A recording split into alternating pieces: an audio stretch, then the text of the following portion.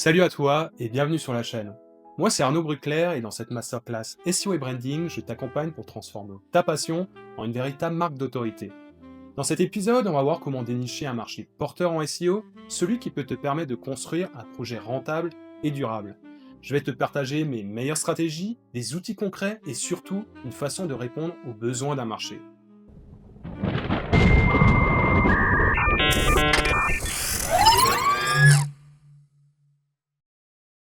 Pour commencer, la première chose importante à comprendre est ce qu'on appelle le besoin utilisateur. Beaucoup de gens se lancent encore aujourd'hui dans la création de produits sans réelle demande du marché. La plupart sont focalisés sur les volumes de recherche sans chercher à comprendre ce que l'utilisateur souhaite vraiment faire.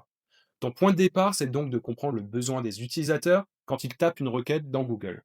Pour analyser ça, l'un de mes outils préférés, c'est le Keyword Magic Tool de SEMrush. C'est un service qui va notamment te permettre de connaître les volumes de recherche, d'évaluer la concurrence et de repérer les meilleures opportunités dans ton marché. Il va aussi te permettre d'identifier les intentions derrière chaque requête. Pour simplifier, l'intention peut généralement être de quatre types: informationnel, commercial, navigationnel ou transactionnel.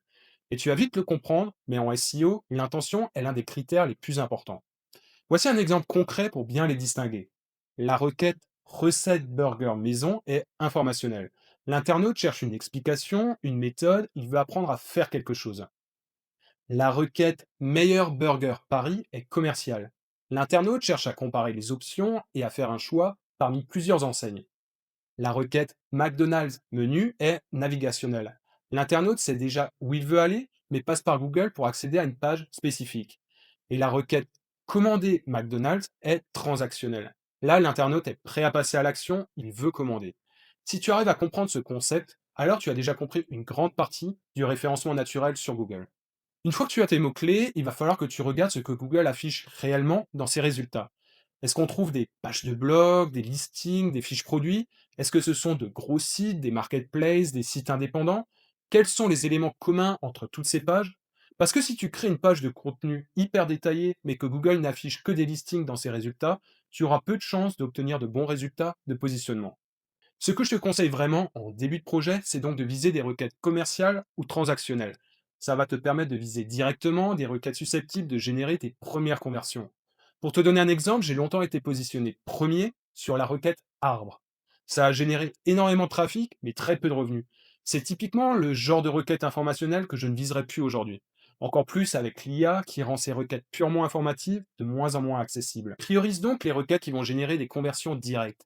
Puis, une fois que c'est fait, tu pourras toujours développer un blog ou des pages plus informatives pour renforcer l'arborescence de ton site. Un autre levier que je trouve intéressant concerne les analyses sur Google Trends et Reddit. Google Trends va te permettre d'identifier si la tendance d'une thématique est stable ou en pleine croissance. Reddit va lui te permettre de comprendre ce que les internautes racontent, les questions qu'ils se posent et ce qui les fait réagir. C'est une bonne manière d'entrer dans la tête de ton audience et de comprendre son besoin. Et bien sûr, ça peut te donner de super idées de produits ou de contenu. Si tu arrives également à être précurseur sur un nouveau sujet de tendance, tu auras un avantage significatif en SEO grâce à l'ancienneté de ton contenu. Un point important aussi, c'est de préparer la vente de ton produit en prenant le moins de risques possible. Pour ça, tu peux réaliser des micro-tests en achetant par exemple du trafic vers une page de vente avec un faux bouton d'ajout au panier pour traquer les clics.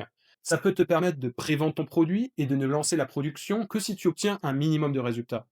Bien sûr, tu n'as pas besoin d'un produit parfait pour valider une idée, mais c'est important de savoir si les gens sont prêts à te suivre et à sortir leur carte bancaire.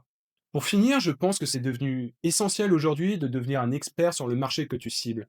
C'est ce qui va te permettre de mieux le comprendre, de durer dans le temps et surtout de te démarquer sur la profondeur, la qualité et la vision. Pour ça, je te conseille de lire des livres sur le sujet, de suivre des chaînes YouTube et des comptes Twitter de personnes influentes. Écoute aussi des podcasts et bien sûr, forme-toi auprès d'experts. Plus tu maîtriseras les subtilités de ton marché, plus tu pourras créer des contenus et des produits qui auront de l'impact. C'est tout pour cet épisode. J'espère qu'il t'a plu. Si c'est le cas, pense à mettre un like et à t'abonner à la chaîne pour soutenir la masterclass. Et si tu veux retrouver cet épisode avec des bonus supplémentaires, tu peux te rendre sur mon site internet. Le lien se trouve dans la description. Je te donne rendez-vous dans le prochain épisode. À très vite.